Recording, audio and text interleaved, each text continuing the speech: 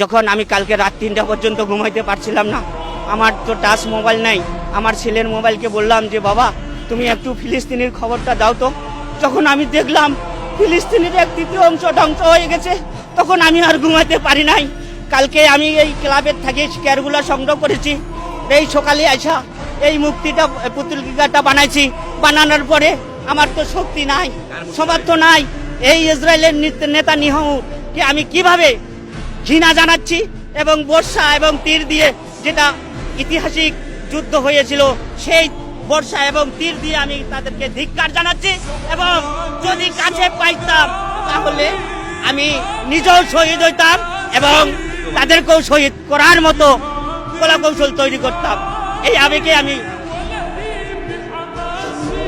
সবচেয়ে বড় কথা, এই অসহায় শিশুদের, যে ছোট বাচ্চাদের গর্ভধারণের মানা তারা নিহত হয়েছে, এর চেয়ার বলার কিছু নাই। আগামী প্রজন্ম যারা, তাদেরকে আমরা ধ্বংস করে দিচ্ছি। একজন মানুষকে হত্যা করা একটা পুরা জাতিকে ধ্বংস করা।